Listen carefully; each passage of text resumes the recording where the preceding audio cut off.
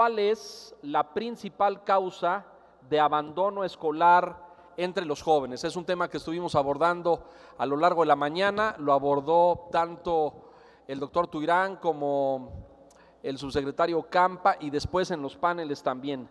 Y estas son las opciones, vean ustedes: motivos familiares, A; motivos económicos, motivos escolares y motivos de salud. Muy bien, le quiero dar la bienvenida. Ustedes tienen su programa de mano y ahí viene una semblanza detallada de nuestra conferencista. Déjenme decirles que Mona Murshid nos va a hablar de alineando esfuerzos entre la escuela, los empleadores y los jóvenes. Ella es asociada de McKinsey & Company, tiene su base y su sede en la ciudad de Washington, D.C., en la capital de Estados Unidos, donde encabeza la Global Education Practice. Es una iniciativa que ha producido resultados interesantes. Es la coautora de Educación para el Empleo, poniendo a trabajar a los jóvenes en Europa. Es una investigación y un resultado de 2014 y nos viene muy en contacto y en relación con lo que estuvimos hablando aquí en la mañana. Educación para el empleo, cómo diseñar un sistema que funcione, otro material preparado por la maestra Murshid en 2012, y un tercero que dice cómo continúan mejorando los sistemas educativos de mayor progreso en el mundo. Ella es una experta en vincular los sistemas académicos, los sistemas escolares con el mundo del empleo y con el diseño de iniciativas productivas y emprendedoras. Les pido, recibamos con un aplauso a la maestra Mona Murshid. Welcome, please. Ella va a hablar en inglés, así es que todos ustedes pueden tener sus dispositivos de traducción listos y preparados. Su conferencia va a ser en inglés y al término vamos a hacer sesión de preguntas y respuestas. You're very welcome. Thank you very much. The floor is yours. Good afternoon. Buenas tardes. Es un placer estar aquí con todos ustedes para poder hablar de un tema que es mundial, ¿no? Y que afecta a todos de igual manera, para países desarrollados y en vías de desarrollo, ¿no? Y es el trabajo de desempleo. Cuando nosotros vemos alrededor del mundo, cualquier día y leemos el periódico, ¿no? Les garantizo que van a encontrar un artículo de cómo los jóvenes no pueden encontrar trabajos después de graduados. Seguro encuentran otro artículo de empleados que no pueden tener, que no tienen las habilidades ni siquiera que se requieren a niveles de entrada, y también de otras instituciones educacionales que están luchando para ver cómo pueden cerrar esta brecha. En México también nosotros tenemos una población de los ninis. Así que también en México encontramos 9.7 millones de desempleados. Y esto es algo que nos preocupa globalmente y también a México. Lo que voy a hacer ahora es discutir los hallazgos de nuestra investigación para darles un poquito más de contexto. Vean, nosotros realizamos investigación extensiva alrededor del mundo para el desempleo global. Hemos hecho dos cosas en particular. Hemos hecho más de 116,000 encuestas alrededor del mundo, empleados y desempleados, para saber qué es exactamente lo que subyace en toda esta falta de cotejo o este gap o brecha tan grande entre los estudiantes, lo que se estudia y lo que se requiere en el área laboral. En segundo lugar, hemos analizado más de 150 programas de trabajo para poder entender cuál es exactamente lo que funciona y que no, para poder apoyar a las gentes jóvenes para que tengan habilidades que requieren y entrar al mercado laboral exitosamente. Y como parte de nuestro muestreo, nosotros también hicimos una encuesta a más de 2,000 proveedores empleados de educación en México. Y nosotros, bueno, tomamos todos estos rasgos y datos para poder describir qué es lo que está sucediendo, y luego les voy a dar los datos de México en particular. El primer mensaje de nuestros hallazgos fue que los proveedores de educación, empleados y las personas generalmente viven en universos paralelos. No es que uno esté bien y el otro esté mal, es que simplemente tiene una visión del mundo totalmente diferente. Y vean esto, nosotros les preguntamos en nuestra encuesta hasta qué grado los jóvenes están listos para el mercado laboral. Y encontramos que más o menos entre 40 y 50% de los empleadores y la gente joven sentía que los jóvenes están listos para el mercado laboral. Pero casi 70 y tantos de proveedores de educación pensaban que estaban listos para el mercado. México no está solo en todo esto, en que los empleadores, los proveedores de educación tienen un punto de vista mucho más positivo. Esto se ve en todos los países. También hemos visto que en todos nuestros muestreos globales los Estados Unidos por muchísimo fueron los más optimistas, ¿no? Desde el lado de educadores diciendo que pues cubrían con las necesidades del mercado del lado de educación. Pero vamos a ver qué es lo que causa este optimismo. Y de hecho, les preguntamos a los proveedores de educación cuáles son exactamente, qué es lo que te da exactamente esta confianza, cuáles son los rasgos, ¿no? Y encontramos que un tercio de los proveedores de educación ni siquiera pudieron responder a esta pregunta de a dónde van y buscan sus graduados los empleados. Y esto es globalmente. Los proveedores de educación sobreestiman el empleo hasta como con un 40% relativo a sus propios estándares. Así que este es solo un factor para mostrarte que realmente en cuanto a lo que está sucediendo entre los proveedores de educación, los empleadores en el campo laboral, pues son dos visiones totalmente diferentes. Así que bueno, vamos a ver otra información. ¿Hasta qué punto los jóvenes tienen la información que necesitan para poder decidir qué estudiar y dónde? Por ejemplo, vimos cosas como las opciones de trabajo, y lo que vimos es que promedio en México únicamente un 15% de los jóvenes piensan que tienen la información necesaria para tomar estas decisiones de qué estudiar y dónde. Y todavía más, vimos que hay mucha diferencia entre los diferentes estados de México. Por ejemplo, los jóvenes de Monterrey se sienten más informados que aquellos que están en Puebla. Así que como jóvenes, ¿no? Y también los padres de estos jóvenes están tomando decisiones muy importantes de su futuro, sin embargo no tienen la información que requieren. Ahora, si vemos y decir, bueno, ¿qué es lo que realmente sucede en todo este viaje? ¿No? Cuando hicimos esta investigación, vimos que hay 3 puntos principales que nos van a ayudar a determinar si un joven va a tener éxito para encontrar un trabajo al final de todo esto. ¿Cuántas gentes se están matriculando? ¿No? Eso es importante, saber cuántos. Si ya están matriculados, si ellos tienen las habilidades que tienen, también técnicas, la forma de pensar, las habilidades, etcétera. Y la tercera es, ¿pueden encontrar trabajo o no? Y bueno, ¿cuál es la fricción y cuál es la situación que nosotros vemos en cada una de estas piedras angulares? Empezamos con la matriculación. O sea, que en promedio, menos de 25% de los estudiantes mexicanos o de los jóvenes entre los 20 a los 25, de hecho, están buscando tener una educación media superior. Y esto nos da el contexto y la magnitud, ¿no? Cuando les preguntamos por qué, bueno, porque no hay más jóvenes que están buscando estudios de media y media superior. Y cuando les decimos por qué se eligieron no matricular, bueno, 45% dijo que es porque no lo pueden costear, no lo pueden pagar, simplemente no pueden darse el lujo de no trabajar o de tener que pagar. También encontramos que en países como Brasil y Estados Unidos, el precio y el costo del estudio también es un problema. Cuando llegamos a la pregunta de, bueno, si se van a matricular, encontramos que la familia tiene una carga desproporcionada en términos de poder apoyar a los jóvenes con el pago de colegiatura y de gastos cómodos para vivir, ¿no? Por ejemplo, en México, por ejemplo, más del 70% de las familias están cargando con esta carga económica, mientras en otros lados es 50%. Esto entonces nos da una indicación, ¿no?, de cuál es la implicación de los estudios y de la decisión de matricularse en estudios superiores. Así que, ¿qué sucede con la pregunta de qué decides estudiar como joven?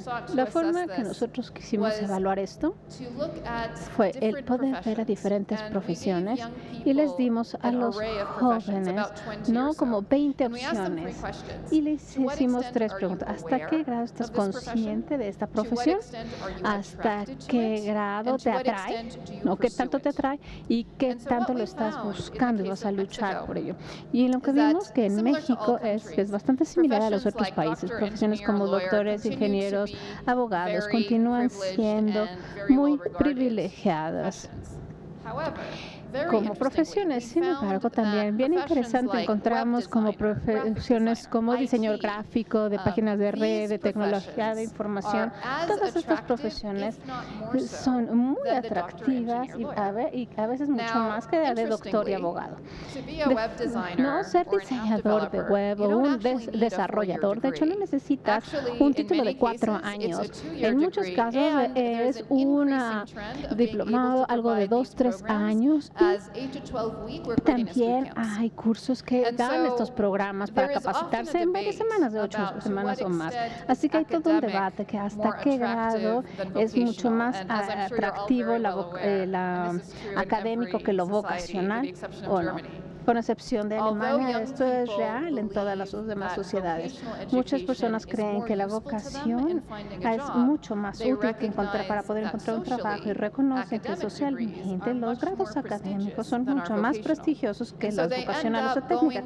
Así que terminan escogiendo una licenciatura de 4 años, aunque sepan que no les vaya a dar las habilidades que requieren en el trabajo, particularmente en instituciones, por ejemplo, en donde en muchos países encontramos, por ejemplo, operadores de vuelos nocturnos que no tienen las habilidades, aunque hayan tenido ya el documento o su diploma. Así que la forma de cambiar este debate, de que ya no tener este cuestionamiento, de tener lo técnico vocacional versus lo académico, se enfoca más bien en las profesiones, en que los jóvenes y sus padres se emocionen de la profesión, de las oportunidades, de los salarios que ofrece esa profesión. Y después se vuelve casi irrelevante si se está hablando de un programa de 12 semanas, de 2 años o de 4. Es cualquier cosa que tú requieras hacer para poder tener acceso a esa profesión y al trabajo que requieres. Y tenemos que hacer un cambio total en todo el mundo para poder romper estos sesgos sociales versus lo vocacional técnico a lo profesional. Entonces, después llegamos a la pregunta de cómo los mexicanos jóvenes les gusta aprender. Y esto no es de sorprenderse. Encontramos que la vasta mayoría de los jóvenes dicen que ellos aprenden mucho mejor a través de entrenamientos, de actividades, de talleres y al hacer las actividades. Más o menos 20-30% de las personas, de hecho, están en programas educacionales que les ayudan a aprender de esa forma. Esta es una de estas situaciones en donde México no está solo. Vemos este patrón alrededor del mundo. Es un mensaje bien importante de cómo pensamos que la educación y el aprendizaje se debe llevar a cabo para que haya una mayor absorción de conocimientos y sea acelerado en los jóvenes, no nada más en el aspecto técnico, pero también de habilidades y competencias. Ahora, desde la perspectiva de los empleadores, les preguntamos hasta qué grado, y de hecho, de la perspectiva de los jóvenes, antes que nada, hay algo que es para mí una tragedia, es que solamente 1 de cada 2 jóvenes mexicanos piensan que la educación les ayuda a encontrar un trabajo. En muchos cosas. Esto es contrario a lo que nosotros vemos en términos de la evidencia económica. Sé que muchos de ustedes están familiarizados con los estudios que observan el valor presente de ingresos con el valor que te va a dar con el tiempo una carrera y si tienes un diploma o no. Y bueno, esto muestra que aquellos que tienen diplomas o licenciaturas, bueno, con el tiempo ganan más que otros, pero no, lo que aquí se está capturando es que mientras que alguien está en el mercado laboral, ya sea 2, 3, 4, 5 años después de graduados y no han aterrizado donde quieren estar, bueno, pues se frustran, no son capaces de ser autosuficientes y entonces esta es la perspectiva que tienen, que dicen, bueno, la educación no me ayudó a mejorar mi vida en la forma que yo estaba esperándolo. Y después, bueno, del lado ahora sí de los empleadores. También ellos están teniendo tiempos difíciles en el mercado. 40% de los empleadores mexicanos reportaron que ellos no pueden encontrar las habilidades que requieren ni siquiera en las posiciones de más bajas o de entrada. Han experimentado consecuencias negativas desde la perspectiva de negocios al no poder encontrar las habilidades que requieren. Así que si después vemos como esto como definición de problema, ¿cuál sería la solución? Lo que nosotros entonces queremos hacer es ir a partir de nuestras evaluaciones de todos los programas en varios países, lo que nosotros encontramos ser aspectos importantes para una solución. Y les voy a dar un resumen rápido, después ya les voy a dar ejemplos reales. Conforme fuimos viendo en cuáles fueron los programas exitosos o no, antes que nada, lo que encontramos es que hay muchos programas maravillosos para alrededor del mundo, pero tienden a ser muy pequeños. Tienen cientos de jóvenes, a veces miles, que están muy conscientes y son muy pocos comparados a los millones y millones. Y ellos, bueno, se vuelven muy caros o muy difíciles de escalar porque tienden a dar ayuda y soporte individualizado. Entonces, conforme estamos viendo estos programas, específicamente queríamos entender, bueno, cómo rompemos con esta barrera de mandarlo a la escala, cómo llegamos a 75 millones de personas en el mundo que ahorita no tienen trabajo y a muchos que están subempleados también. Si yo lo pudiera desglosar, estos serían los aspectos. Primero, hay que buscar, bueno, quieren buscar trabajos que tienen baja escasez y alto impacto. Y los que tienen impacto en el desempeño de trabajo quieren ver empleados motivadores para crear soluciones junto con las instituciones educativas. Quieren tener una cooperación, un involucramiento y también tener una parte sistemática para poder cotejarlo mejor. La otra es encontrar cuáles son las profesiones que sí se dan, que sí tienen actividades diarias para poder tener instituciones de entrenamiento y capacitación para que ellos puedan realizar programas que vaya a producir personas y jóvenes con habilidades de desarrollo. El tercero es crear el 10% de las habilidades que son más importantes. Cuando tú, por ejemplo, vas a cualquier plan o programa de estudio, bueno, te encuentras todo lo que están enseñando, pero cuando vas al empleador, la perspectiva es muy diferente. Dicen, hay una par de habilidades que son altamente frecuentes y que todas estas habilidades se utilizan de forma muy intensa, por ejemplo, en una profesión dada, y que realmente esto determina la diferencia de que si alguien tiene un alto desempeño o va a tener un bajo desempeño con esta profesión. Entonces, hay que entender cuáles son estas 10% de habilidades principales. Principalmente es trabajar como de atrás hacia adelante, no saber qué es lo que se requiere para esta profesión para poder desempeñar con este 10% de habilidades de mucho mejor manera. Y dicen, bueno, la forma de pensar y conducta técnica, la forma de ver de los empleados es que cuando ellos ven cuáles son las habilidades más importantes para desempeñar una buena profesión y cuáles son las habilidades que tienen una mayor brecha o mayor diferencia, y esto también se aplica a México. Dicen que la mayor brecha tiene que ver con las habilidades de empatía, de resolver problemas, todas son las de conducta, y de hecho estas son las habilidades que realmente determinan si alguien se queda con una compañía y lo promueven o lo dejan ir. Así que los empleadores nos dicen, yo tal vez pueda contratar a una persona por sus habilidades técnicas, pero yo o lo dejo ir o lo promuevo si tiene o no tiene estas habilidades de conducta. Lo que es bien crítico entonces es pensar cómo podemos integrar todos estos 3 puntos para realmente tener a alguien que no nada más esté listo para el trabajo, pero también que pueda tener promociones y que tenga oportunidades importantes en su carrera. Pero porque para cualquier persona, para esta generación, van a tener, no sé, de 8 a 10 trabajos en toda su vida. Y es bien diferente a la generación de, no sé, hace 30, 40 años, que probablemente tenías 2 empleos en promedio en toda su vida. Así que es bien importante tener estas 3 áreas cubiertas si quieren asegurar un futuro. Entonces, si nos fijamos en estos 10% de habilidades principales, después nos podemos mover a lo que describimos como los programas de estar listos para el trabajo o no. De 8 a 10 semanas en un promedio hay cursos muy intensivos y que están y simulan a un ambiente laboral real y anclan las habilidades que se requieren más. La profesionalidad de las habilidades se evalúa con la demostración, así que no hay ningún examen escrito ni nada. De hecho, hay que demostrar las habilidades en la práctica real.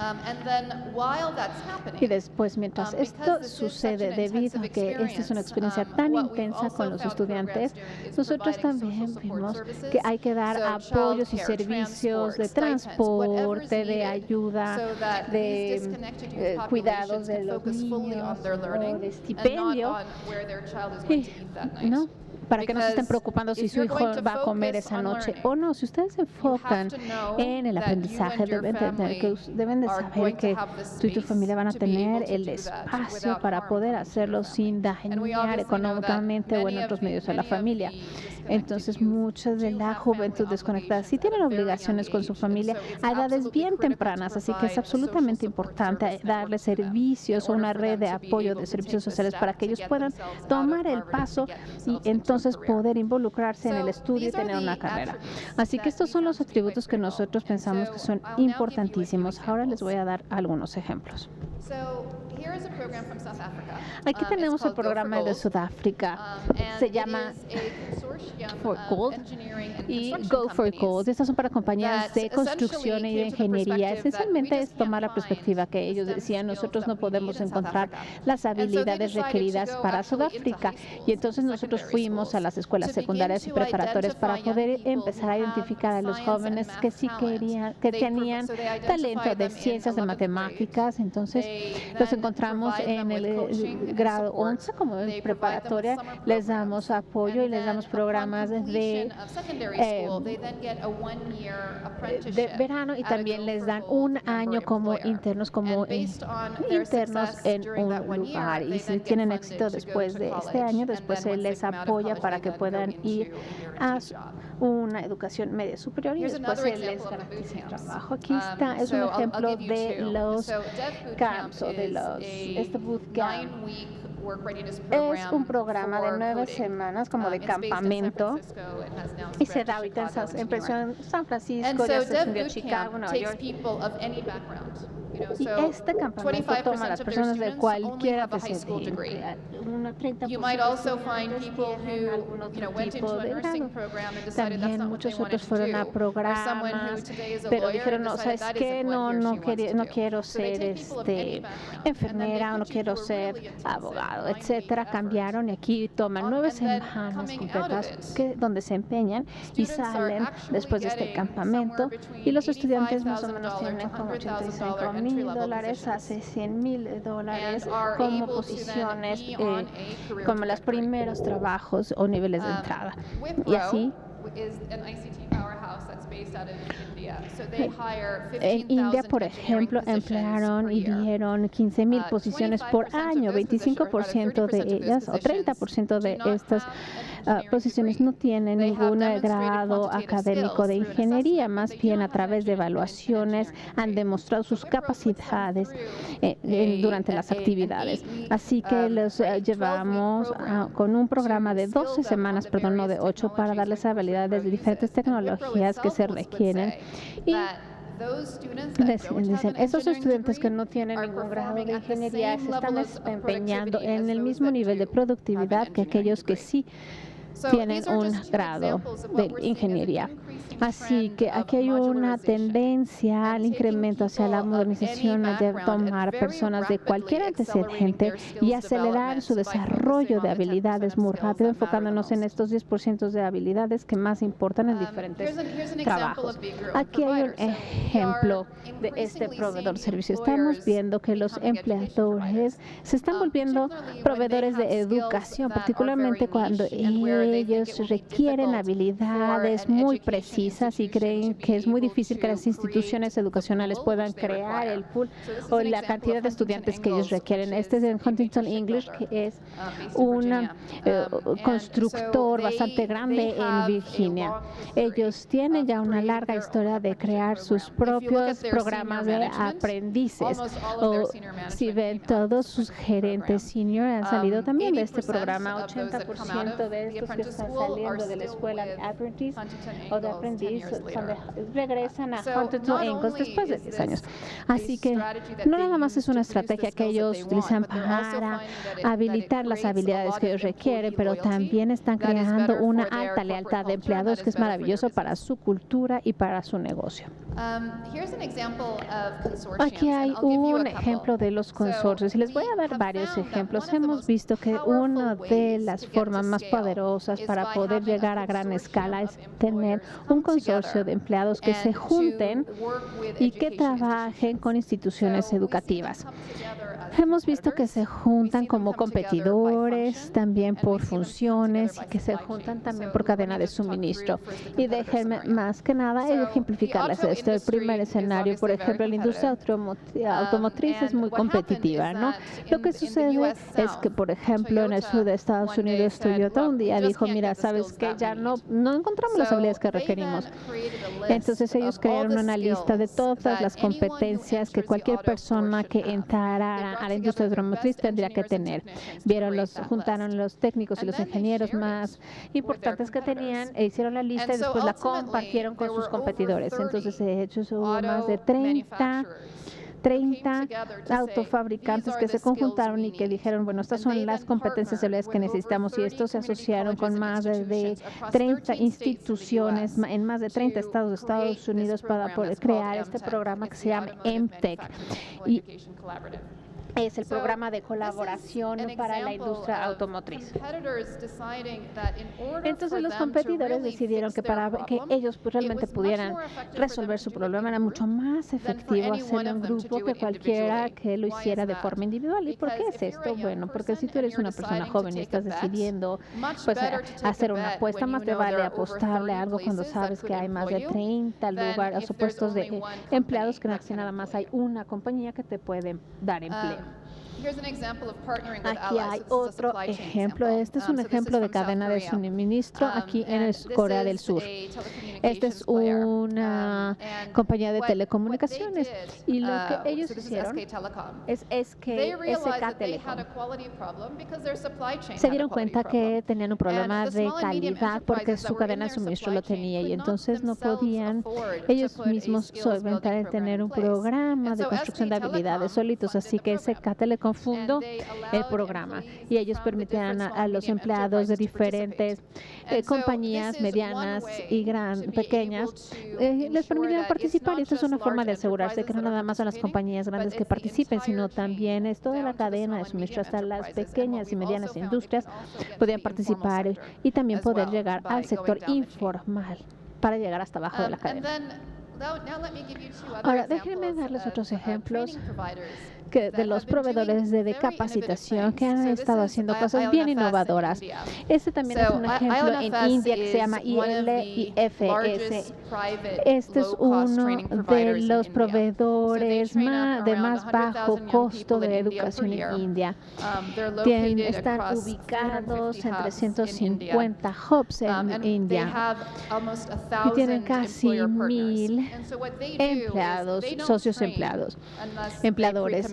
Y ellos lo que hacen es que realmente tienen la ecuación perfecta. Todas las profesiones, ¿no?, te dan en 4 módulos y cada módulo depende de la profesión, pero se llama diferente. Pero lo que ellos hacen es que para que un joven vea que hay valor, no pagan más del 50% de su salario, de su primer salario en un año. Eso es equivalente a los primeros 2-3 meses de trabajo, y después de estos 2-3 meses de paga de trabajo ven inmediatamente la ganancia, un retorno de inversión. Esto es clarísimo para los jóvenes y sus familias, y que puedan entender cuáles son los beneficios de ir a esto, porque tengo que invertir en la capacitación y cuál va a ser mi salario y cuál va a ser la retribución. Otro ejemplo es China Vocational. China Vocational, este es también en el sector automotriz. Este es algo impresionante. Ellos son responsables por el 60% de todos los nuevos empleados anualmente en la industria automotriz en China. Un solo empleador, fíjense. Y ellos están trabajando con 1,800 empleados en este sector. Y ellos van y buscan y tienen todo un departamento completo dedicado a garantizar puestos de trabajo después de esta capacitación. El punto es que es posible llegar a una participación de mercado mucho más alta al hacer este tipo de estrategias. Y ellos se ven como proveedores, los mejores proveedores de capacitación automotriz en China. Y bueno, aquí TAFE es una institución en Australia, tienen 1.6 millones de personas que van a este tipo de capacitación.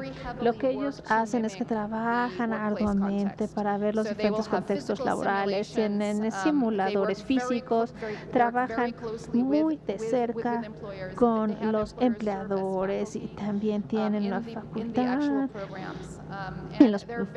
Y ellos son muy exitosos en poder producir los graduados listos para trabajar. Hay una relación muy cercana entre la industria y TAFE el día de hoy para cubrir esta necesidad. Y estos son los tipos de módulos que nosotros trabajamos. Les voy a dejar con un pensamiento más para que ustedes lo analicen, y esto es cómo podemos llegar a escala. Uno de los experimentos más importantes que nosotros vemos que se están llevando a cabo en el mundo es acerca de los simuladores digitales. Los simuladores digitales realmente es como un videojuego que está basado en los diferentes escenarios laborales. Y pueden tener un juego repetido, es un ambiente libre de riesgo y tiene una solución de bajo costo marginal también. Así que lo que vimos de manera incremental, esto es McDonald's en la izquierda, pero lo que estábamos viendo de forma incremental es que existe investigación que muestra que cada vez que se juega un juego digital, que la absorción de habilidades aumenta en 15%, claro, hasta llegar a un umbral, pero también hallamos que hay mucha experimentación en esta área, y creo que bien pudiera ser que el futuro del aprendizaje en práctica puede ser gracias a innovaciones como estos tipos de juegos de video. Excellent. Thank you very much. Me parece que los ejemplos mostrados por la maestra Morshed ejemplifican claramente lo que se puede lograr con desde muy temprana vinculación entre la escuela y ámbitos de trabajo y profesionales. Vamos a tomar preguntas. Si podemos encender la luz de la sala, por favor, para quien quiera presentar preguntas, las hacemos en español y you have a translator already, right? Excellent. Okay. Muy bien, adelante.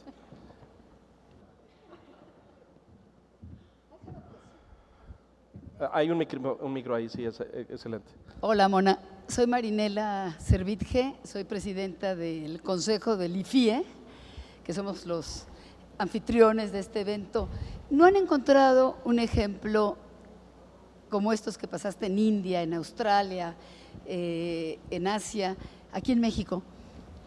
Un ejemplo, o en el estudio que ustedes han hecho hasta ahorita, hasta hoy, ¿no han encontrado nada? Sorry, there's just a lag on the translation. No, so, Yeah.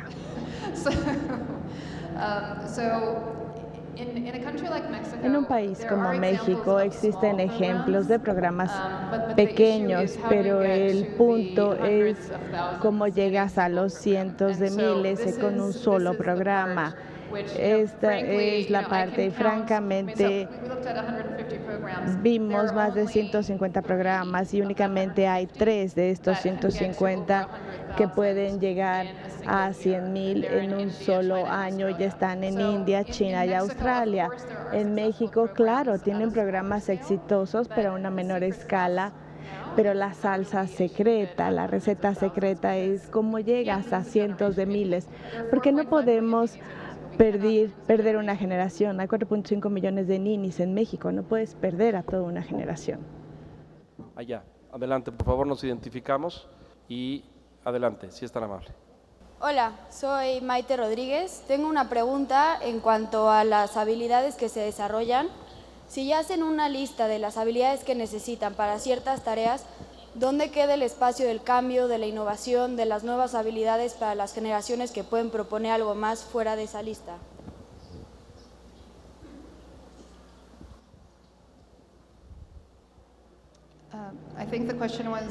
La pregunta son cuáles son las habilidades nuevas que son importantes. Lo que dije es que hay habilidades técnicas que, por ejemplo, si estudias contabilidad, eso sabes, o ingeniería, sabes ingeniería. Y también hay habilidades de comportamiento como resolución de problemas, dependencia, ética laboral, creatividad, y también hay estados mentales. Si tienes un estado de crecimiento, si no eres exitoso, lo intentas de nuevo o te rindes. Y nadie tiene una bola de cristal para poder decir exactamente cuáles son las habilidades técnicas que van a ser importantes en 15 o 20 años. Y por ejemplo, algo como la mecatrónica o ciberseguridad, hace 5 u 8 años nadie sospechaba que iba a ser tan importante como lo es actualmente.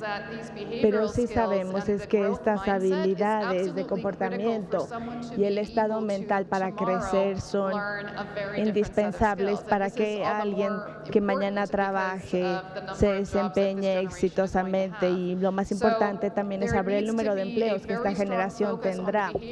Debe de haber un enfoque en estas habilidades y no solo las técnicas. Y estoy enfatizando esto porque la mayoría de los programas de capacitación, ya sea en una universidad o capacitación externa, se enfocan más en lo técnico y no en los de comportamiento. Ni siquiera sabemos cómo medir si alguien es efectivo en las habilidades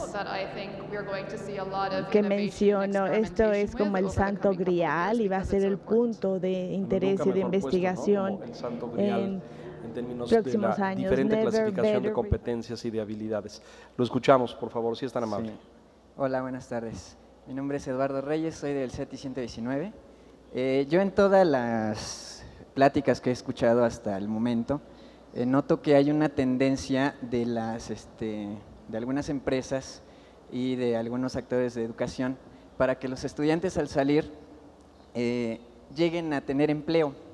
Entonces, si esta es una cumbre de educación, a mí me hace mucho ruido que pareciera que la tendencia es que vamos a capacitar a gente nada más, no a educar, sino a capacitar a gente con ciertas habilidades, competencias, para emplearlos. Entonces, a mí, yo quiero preguntarle, porque es extranjera, en México sí creo que, bueno, es muy loable esa parte de que hay que capacitar a las personas, a los chicos principalmente, por eso estamos aquí. Pero, ¿por qué simplemente para emplearlos? No se ha hablado de la cuestión de investigación, no se ha hablado de un proyecto más allá a que simplemente empleemos a los chicos, ¿no? Creo que educación va más allá de capacitación para el trabajo. Entonces mi pregunta ¿es una tendencia mundial eso de que tenemos nada más que capacitar a los chicos para emplearlos? ¿O realmente se preocupan las empresas o organizaciones para que realmente demos una educación que no simplemente se quede a nivel técnico, sino que vaya más allá, más trascendental? Sobre todo me interesa la investigación. Muchas gracias. Gracias. Yo creo que es una valiosa participación. A lo mejor valdría la pena, yo creo que Marinela va a querer responder, me adelanto un poquito diciendo que esta parte del Congreso, esta primera sesión se ha enfocado en esta parte.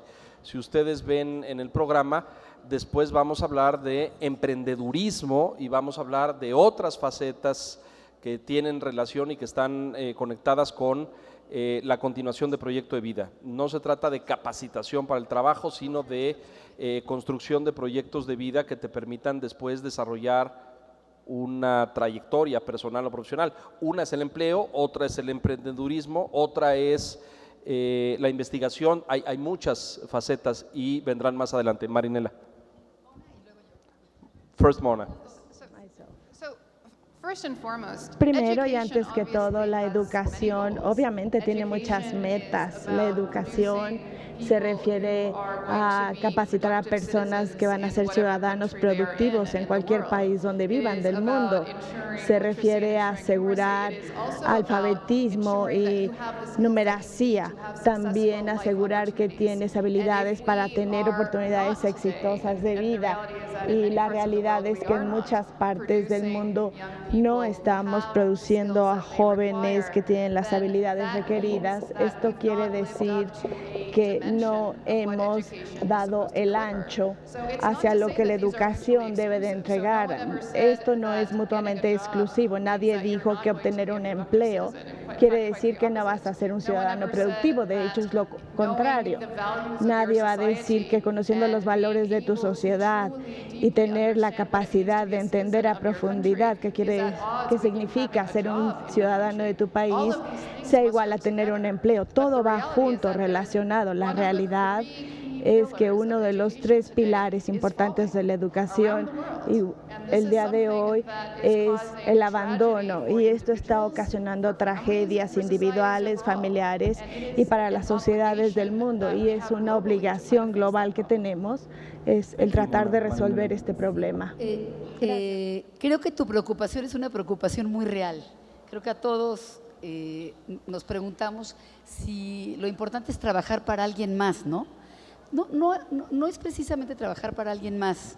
Creo que ahora, lo que vimos hace un rato en el panel anterior, cuando hablaron del sistema de emprendedores y el sistema de emprendedurismo en la educación media superior, que lo explicó muy bien el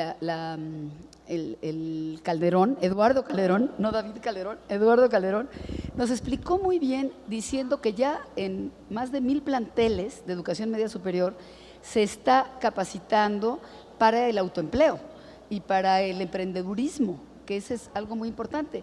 Todos estos casos que veían, bueno, la chica que estaba haciendo champús, ¿no? Allá en Oaxaca, por aquí está el maestro de Oaxaca, que nos explicaba que una chica pues estaba haciendo botes de 20 champús para salirlos a vender. Ella ya está trabajando no para alguien más, sino para una pequeña empresa, microempresa, que ella está empezando a hacer.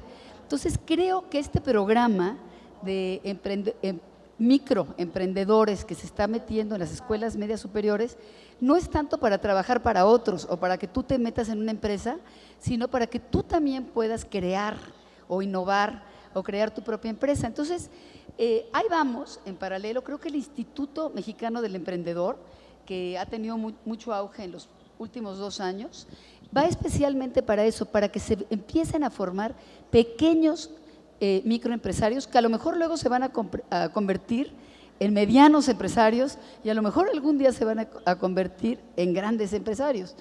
Pero ya vamos, yo creo que por ese camino también a cómo nosotros podemos autoemplearnos a nosotros mismos. Muy bien, muchas gracias. Sí es tan amable en identificarse. Gracias. Hola, soy Mariana Calleja, estudiante de Pedagogía de la Universidad de Anáhuac.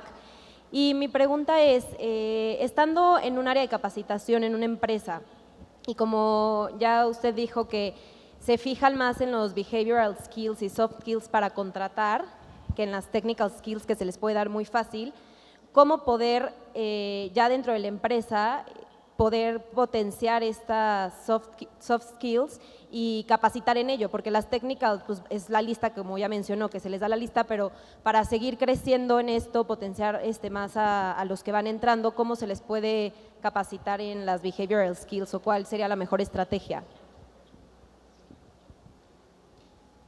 I think the question is how to train behavioral skills. ¿Cómo capacitar estas habilidades de comportamiento? A couple of things. Bueno, un par de cosas. Uno de los mayores desafíos alrededor de las habilidades de comportamiento es ¿cuáles son? ¿Cómo las definimos? Y ya te puedes sentar. Por ejemplo, algo como la ética laboral. ¿Qué es eso? La ética laboral es dependabilidad, comunicación, confianza. Hay mucho que implica esto. ¿Qué es la resolución de problemas? Se desglosa en muchas partes. La primera parte, que es la capacidad de entrenar estas habilidades, es llevarlos desde arriba hasta abajo a habilidades que podamos nombrar e identificar. La segunda parte es una vez que las identificamos, cómo las enseñamos. Lo que hemos visto es un par de cosas. Una, debe existir un reconocimiento de qué significa esta habilidad y sus implicaciones en la vida personal. Si estás capacitando en dependabilidad, no es decirles tienes que llegar a trabajar a tiempo, sino qué pasa si no recoges a tu hijo de la escuela a tiempo, si no has estado en una reunión familiar, ayudarles a primero personalizar esta habilidad y después tienen que trabajar en escenarios, en el ambiente de trabajo, de qué sucede si hay una violación. Si eres una enfermera y no tienes esta dependabilidad y no llegas para empezar tu turno, ¿qué le pasa al paciente que ibas a atender, al paciente que tuvo un incidente? ¿Qué pasó si no llegaste? ¿Qué pasa con tus colegas? Porque los presionaste porque no llegaste a tiempo y ellos tuvieron que tomar parte de tu carga de trabajo. Este es un ejemplo para mostrar que este es el tipo de trabajo y capacitación que se da alrededor de las habilidades de comportamiento. Primero se personalizan y después hay que volverlas granulares en términos de las implicaciones de que tú no demuestres y compruebes estas habilidades y qué pasa si sí lo haces. Se vuelve un reconocimiento de patrones para los jóvenes. Y otra cosa que voy a decir, históricamente las personas creen que se toma hasta 2 años para poder cambiar las habilidades de comportamiento. Hallamos que puede darse en tan rápido como de 4 a 6 semanas y se realiza intensamente y hay mucho optimismo en este hallazgo. We are closing now. As a closing remarks, y como un comentario de cierre, te pido si pudieras sugerir o recomendar a muchas de las personas aquí, ya que ellos son maestros y profesores, investigadores y personas que vienen del mundo académico y del campo educativo. Y sería muy valioso si pudieras compartir con nosotros alguna recomendación o sugerencia de cómo implementar o construir un programa en nuestras instituciones para vincular el campo de trabajo y el campo educativo, cómo construyes experiencias dentro de nuestras instituciones para desarrollar estas habilidades en nuestros alumnos. Por favor. ¿Cómo puedes construir estos modelos? Bueno, en cómo vincular la educación y empleos, pues empieza por construir un interés mutuo desde la perspectiva de los empleadores. Y primero quiero describir dos cosas. Uno, cuando hablas con las instituciones educativas te van a decir, oye, ya intenté involucrar a los empleadores, pero no llegaron, tuve mi mesa redonda, los invité a participar, pero no vienen. Y cuando hablas con los empleadores te dicen, bueno, es que sí quería ayudar, me ofrecí, pero la institución educativa nunca me volvió a llamar. Entonces se echan la bolita uno a otro y esto sucede en todos lados. Pero ¿y cómo puedes evitar esto? Bueno, necesitas trabajar duramente.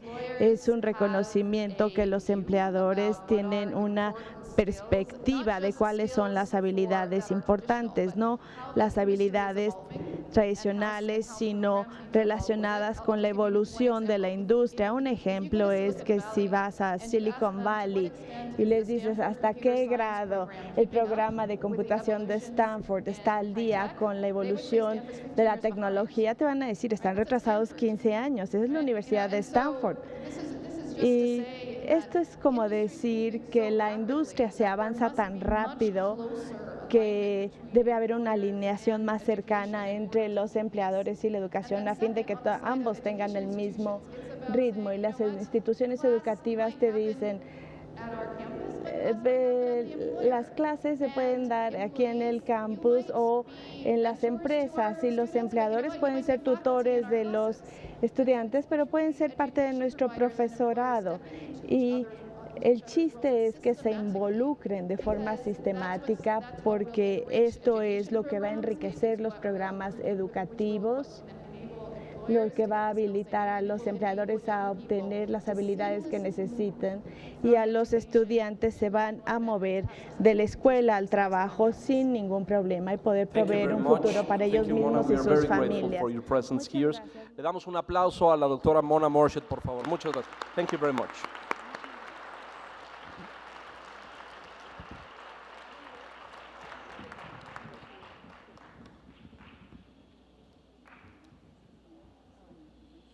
Le hacemos entrega de un reconocimiento a la señora Morshed con el aplauso de todos ustedes.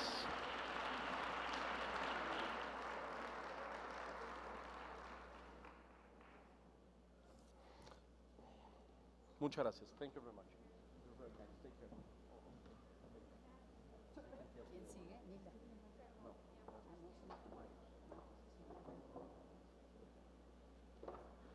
Muchas gracias. Una visión interesante, me parece. Yo coincido mucho con tu punto de vista y a veces podemos tener esta confusión de que la educación tendría que estar encaminada a la construcción de vínculos y ligas con instituciones que nos dan empleo y con empresas y compañías y corporaciones. Y no es así. Lo que sí es un hecho es que la educación tiene que estar orientada hacia la vida real, es decir, hacia el desarrollo de habilidades y competencias para la vida y al desarrollo de habilidades y competencias para tu proyecto de vida. ¿Qué voy a hacer cuando se acabe la educación? Voy a investigar, voy a escribir, voy a leer, voy a trabajar, voy a producir, voy a generar, voy a poner mi negocio, voy a viajar. ¿Qué voy a hacer? Y ahí tenemos un gap en este país, lo veíamos en las conferencias anteriores, no solamente cuando se da el tema de la deserción, sino después cuando terminan algún periodo académico y luego el entorno y lo que pasa en nuestro país no ofrece alternativas para los que salen de las escuelas.